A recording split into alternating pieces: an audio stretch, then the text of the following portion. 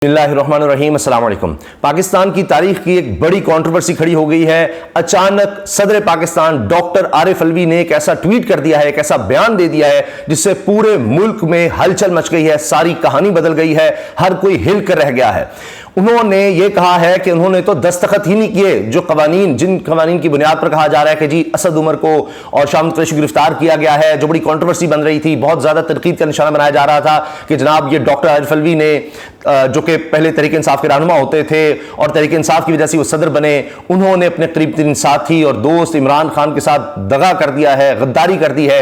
ये उन्होंने क्या कर दिया? अब खुद डॉक्टर आरिफ अलवी जो रियासत के बड़े हैं, यानी सदर पाकिस्तान रियासत का बड़ा होता है, ये सबसे बड़ा ओहदा कहा जाता है पाकिस्तान की रियासत का या किसी रियासत का सदर का ओहदा सबसे बड़ा, यानी पाकिस्तान में जो आर्म फोर्सेज हैं उनके भी बड़े सदर ही हैं और इनके दस्तखत के बगैर कोई कानून बन ही नहीं सकता।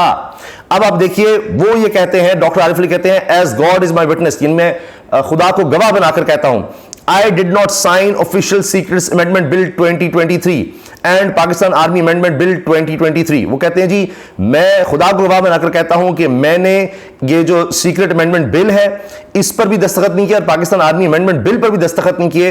As I disagreed with these laws, जैसा कि मैं इन कवानीन के खिलाफ था, मैं इनसे मुत्तफिक नहीं था। I ask my staff to return the bills unsigned within stipulated time to make them ineffective. मैंने अपने स्टाफ को कह दिया था कि ये जो कवानीन है इनको वापस भेज दिया जाए ताकि ये गैर मौसर हो जाए।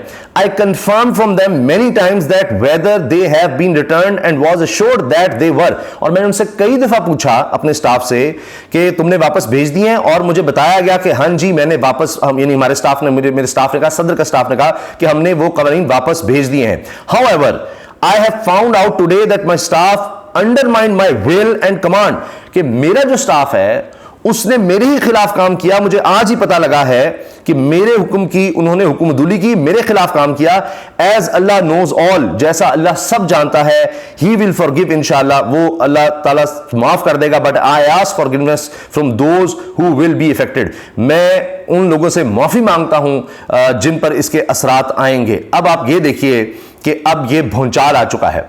इस पर जनाब ये बात की जा रही है कि अब ये पाकिस्तान में क्या बचा है? कुछ भी नहीं। यानी सदर जो है वो माफिया मांगता फिर रहा है और कह रहा है जी कि मैंने तो कसूर ही नहीं, मैंने तो ये किया ही नहीं। अब हर तरफ आप यूं समझें कि एक तरह ये जंगल की आग की तरह खबर फैल चुकी है। और अब से चंद मिनट पहले डॉक्टर आरिफ अलवी ने उर्दू में भी इस ट्वीट को शेयर कर दिया है। कहते हैं, मैं अल्लाह को गवाह बनाकर कहता हूं कि मैंने ऑफिशियल सीक्रेट्स तरमीमी बिल 2023 और पाकिस्तान आर्मी तरमीमी बिल 2023 पर दस्तखत नहीं किए क्योंकि मैं इन कवानीन से मुत्तफिक नहीं था। मैंने अपने अमले से कहा कि वो बगैर दस्तखतशुदा बिलों को मुकर्ररा वक्त के अंदर वापस कर दें ताकि इन्हें गैर मौसर बनाया जा सके। मैंने इनसे कई बार तस्दीक की कि आया वापस जा चुके हैं और मुझे यकीन दिलाया गया कि वो जा चुके हैं। ताहम मुझे आज पता चला कि मेरा अमला मेरी मर्जी और हुक्म के खिलाफ गया। अल्लाह सब जानता है, वो इंशाल्लाह माफ कर देगा, लेकिन मैं इन लोगों से माफी मांगता हूं जो इससे मुतासिर होंगे। अब यह बहुत बड़ी बात है कि अब बनेगा क्या? बड़ी खबर तो यह है, और इस पर जनाब अब हर कोई बात कर रहा है। नसीम ज़ारा साहबा लिख रही हैं कि mister president Arif Alvi, according to your tweet you did not sign the OSA and the Pakistan amendment bill, यानी आपने साइन नहीं किए।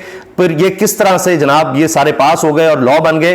Unclear why instead of taking official action against your staff who according to you undermine your command you are asking Allah forgiveness। आप उनके खिलाफ action क्यों नहीं ले रहे जिन्होंने आपका हुक्मदुली की, और आप अल्लाह से माफी के तलबगार हो रहे हैं? आप बजाय इसके आप अपने स्टाफ के खिलाफ कार्रवाई करें। मगर इस कानून का क्या बनेगा? सदर कह रहा है कि मैंने दस्तखत नहीं किए या मैंने कह दिया तो वापस भेजें, तो अब सदर के पास इख्तियार होता है, वो जब तक दस्तखत नहीं करेगा कानून नहीं बनता। अच्छा, अगर दस्तखत नहीं करता सदर तो फिर यह है कि चूंकि पार्लियामेंट निजाम है तो सदर के पास इख्तियार कम है, तो फिर असेंबली में लाया जाता है, नहीं दोबारा असेंबली में या मुश्तरका इजलास बुलाया जाता है पार्लियामेंट का, वो पास करता है, तो उसके बाद ये फिर खुद ब खुद ये बिल बन जाता है। यानी उसके बावजूद दस्तखत ना करे, कानून में मौजूद है कि फिर वो कानून बन जाता है। लेकिन अब चूंकि असेंबली नहीं है तो फिर बहुत मुश्किल है कि इसको आप कोई कानून बना सकेंगे जब सदर ने साइन नहीं किए।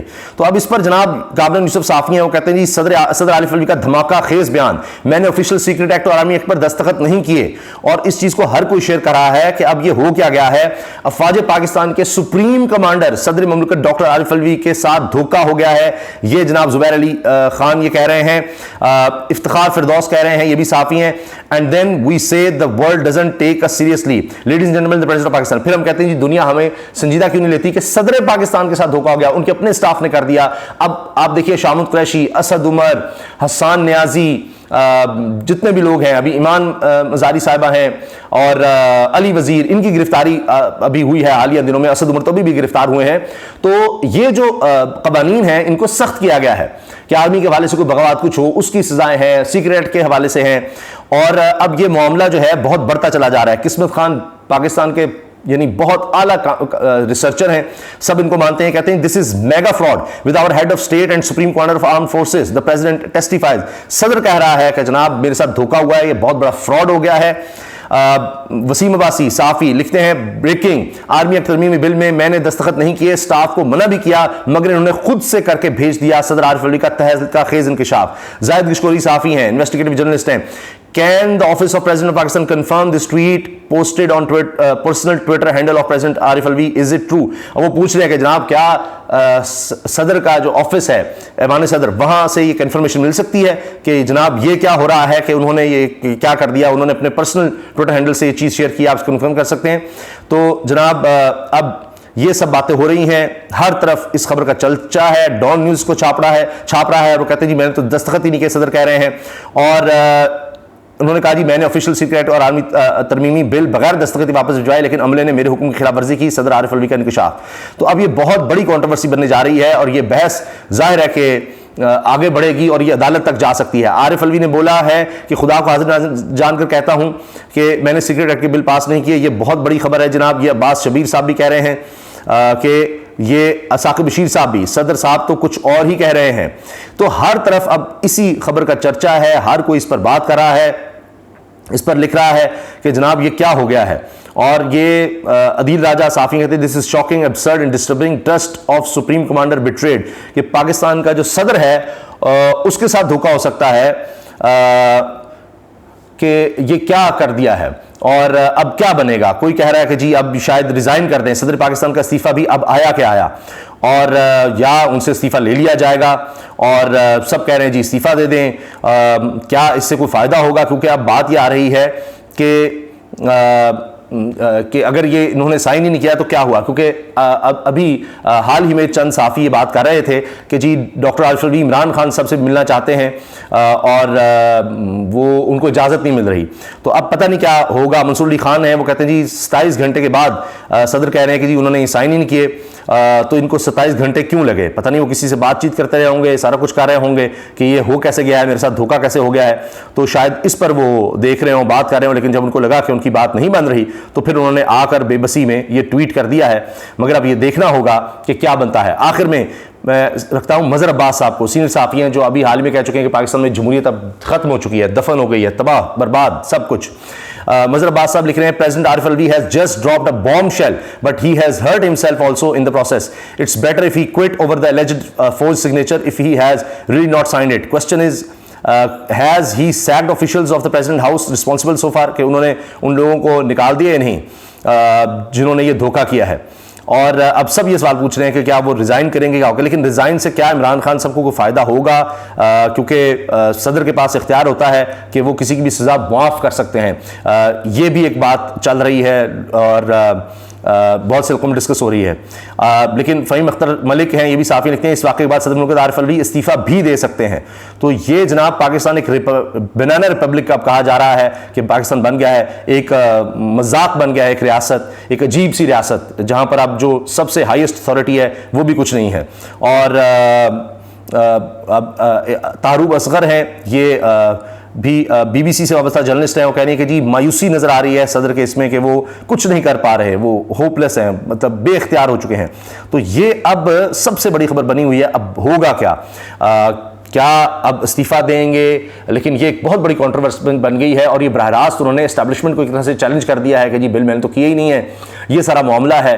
अब कुछ भी हो सकता है, मुल्क में अदम इस्तेहकाम बढ़ता चला जा रहा है। जब सदर ये बात करेगा, इतनी गिरफ्तारियां हो रही होंगी, international organisations, human rights organisations वो गिरफ्तारियों की मजम्मत कर रही हैं, ईमान मजारी वाले मामले की। और अब मुल्क में आप देख रहे हैं दहशतगर्दी फिर से सर उठा रही है, सियासी अदम इस्तेहकाम है, इलेक्शन होते नजर नहीं आ रहे, पीपल्स पीपल्स पार्टी अब आवाज उठा रही है कि जी इलेक्शन डिले नहीं होने चाहिए, नून लीग कुछ और कह रही है, शहबाज शरीफ मुल्क से बाहर जा चुके हैं साबिक वज़ीर आज़म, और समझ नहीं आ रही कि मुल्क किस तरह से चल रहा है, कौन चलाएगा इसको, किस तरह से फैसले किए जा रहे हैं। यानी अब सदर भी सदर नहीं रहा, उसके बाद भी इख्तियार नहीं है, निगरान वज़ीर आज़म जो है उनको भी कहा जाता है जी वो कठपुतली हैं।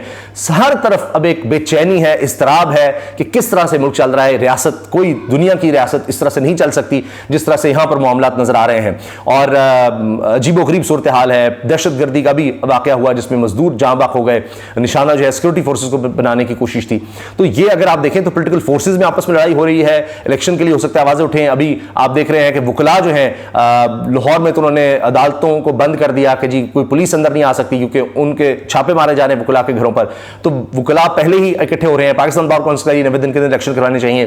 तो एक तरफ वकला हैं, सिविल सोसाइटी है, ह्यूमन राइट्स ऑर्गेनाइजेशंस हैं, और हर तरफ से आप देखिए पॉलिटिकल पार्टीज हैं, अदालत में भी मामला अजीबोगरीब तरह से चल रहे हैं। तो हर तरफ एक अफरा तफरी का आलम है। पुलिस भी अजीब तरीके से बिहेव कर रही है, आप देख रहे हैं, और समझ नहीं आ रही कि मुल्क किस तरह से चलेगा। अभी हाल ही में खैबर पख्तूनख्वा की सारी जो काबीना नहीं बनाई थी निगरान, वो भी फारिग की गई। अब नए लोग आ रहे हैं, टेक्नोक्रेट हैं, उसमें भी पॉलिटिशियन नहीं है उधर, इसी वजह से कि JUI के लोगों को एडजस्ट नहीं किया गया, बाकी पार्टीज के लोग उस तरह एडजस्ट नहीं हो रहे, वहां भी ज़ाहिर पार्टीज परेशान फिर रही हैं। मौलाना साहब भी अब मैदान में आ जाएंगे। तो लगता है कि आने वाले दिनों में हालात इस तरफ जा रहे हैं कि शायद किसी के भी कंट्रोल में ना रहे। अब जब हालात इस तरफ चले जाएंगे कि सदर भी बेबस है तो कोई भी ओहदा बाकी नहीं रह गया, किसी की भी तौकीर नहीं रहेगी, किसी के साथ भी धोखा फ्रॉड हो सकता है, किसी के हाथ में भी शायद कुछ ना रहे। अल्लाह हाफिज़।